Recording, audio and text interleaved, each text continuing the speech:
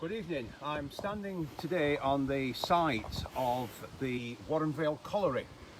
In fact, the footpath that links Warren Vale to Kilness was actually the wagon way where the coal was taken away from the colliery. Just to help you orientate yourself, I'll show you this photograph. This is Warren Vale Road, but it's the old Warren Vale Road. We know this photograph was taken round about after 1910. But this is the old Warren Vale Road when the current Warren Vale Road was created in 1930, a highway project. And this is the pit head buildings and pit top buildings of the Warren Vale Colliery. It's approximately where the household recycling centre is now, just off Warren Vale.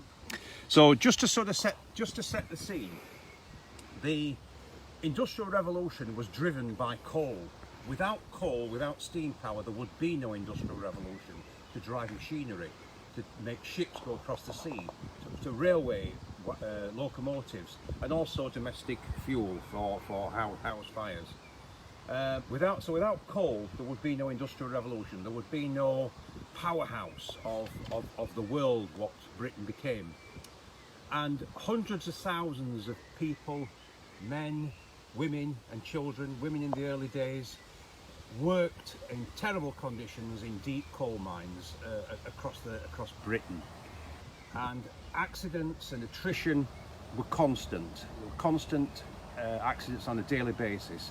So thousands of miners gave their life to hew that coal, and sometimes they were working for hours on end just by candlelight, sheer brute labour, picking away with hand tools to get the seams of coal.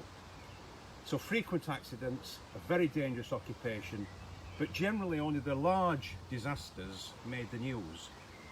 And here in Warren Vale, the Warren Vale Colliery were two such disasters. I'm really surprised there's not a memorial to this, but maybe that's for another day. Just want to tell you about the first accident, and that occurred in 1851. Now, there is some contradictory dates about the 1851 accident, but the date given by the National Coal Board headquarters was on the 20th of December 1851. There were 52 people, 52 miners were killed in an explosion that was given an explosion of fire damp caused by naked lights. Again, so the miners were working with candlelight, with open flames, and that ignited the gases which were underground and caused a terrible explosion.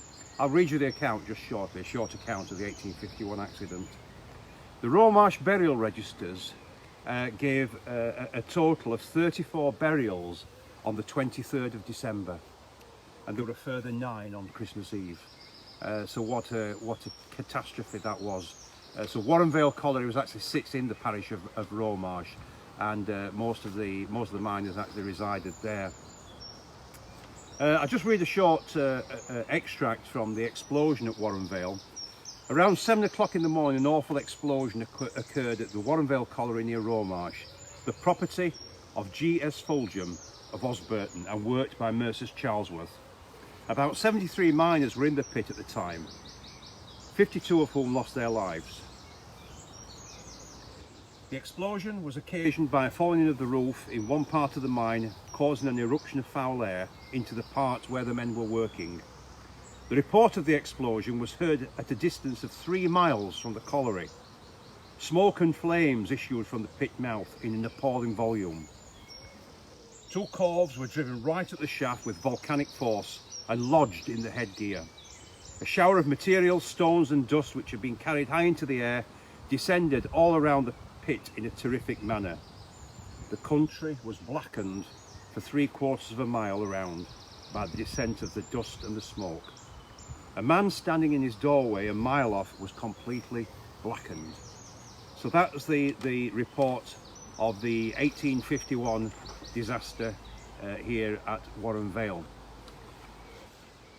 Unfortunately, moving forward in time, in 1874, on the 20th of November, on that occasion, we had another terrible disaster at Warren Vale.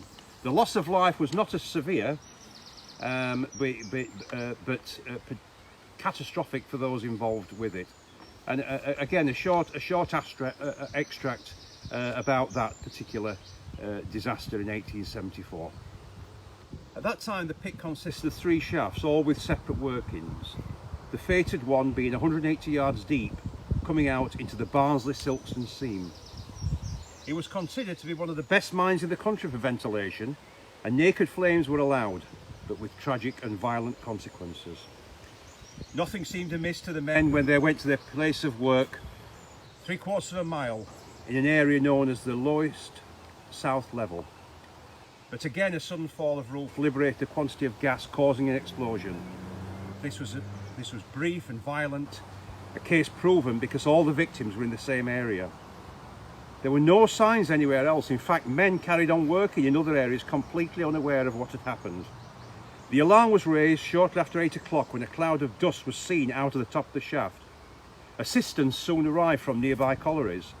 7 doctors from local villages arrived. The police had to be called to stop the crowd from storming the pit bank because they were angry, and a terrible scene of anguish as women paced to and fro, weeping and wailing. As rescue operations began, a small fire was found in the affected area. The rescuers evacuated the pit, mindful of the Oaks disaster, where a second explosion had killed 27 rescuers. 2 men stayed in the pit though and put out the fire using their feet and a half-gallon bottle of beer. Recovery of the bodies required great patience, but at 5 o'clock the last one was removed.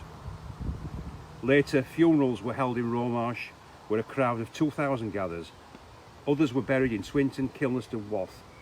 Now, a relief fund was set up by the owners, and the owners actually dedicated a sum of £1,000 to that. Now, we've actually got a list of those who died.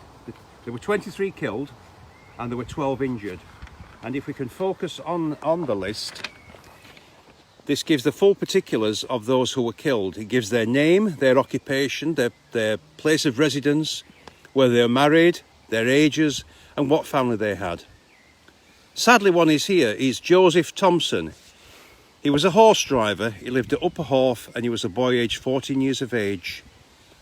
And another one which stands out is Henry Stead, who was a collier of Swinton. He was a married man at 35 years of age and he left 7 children.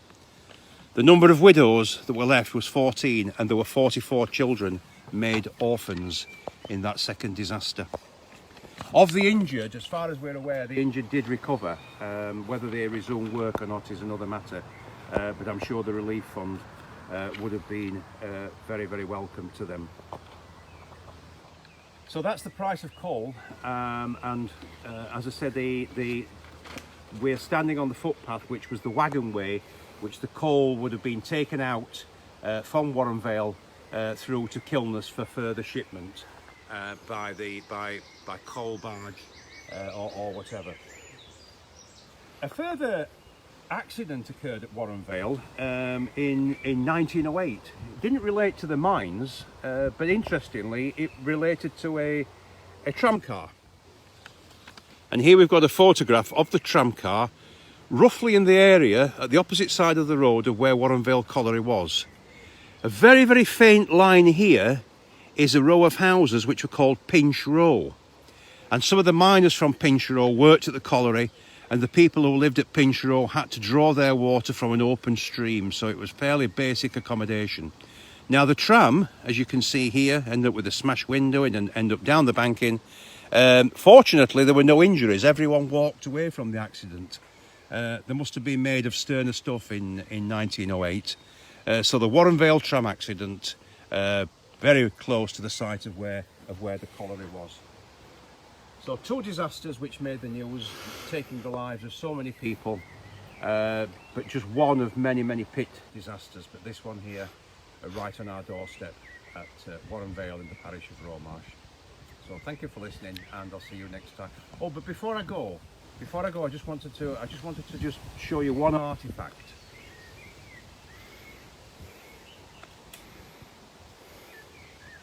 The explosion was caused by naked flames by using candles, and after the second disaster in 1874, the use of open flames was heavily criticised, and it did actually lead on, as partly led on to using miners' safety lamps, where you could actually have illumination underground without naked flames. And so this kind of safety lamp, there were many different types, and this is not one of the earliest ones, but they did save many lives by enclosing the flame within a canister to prevent explosions which occurred at Warren Vale on those two occasions. So just part of our heritage, and appropriate that we're standing holding this on the site of Warren Vale Colliery. So nearly forgot that. Thank you very much, and I'll see you next time.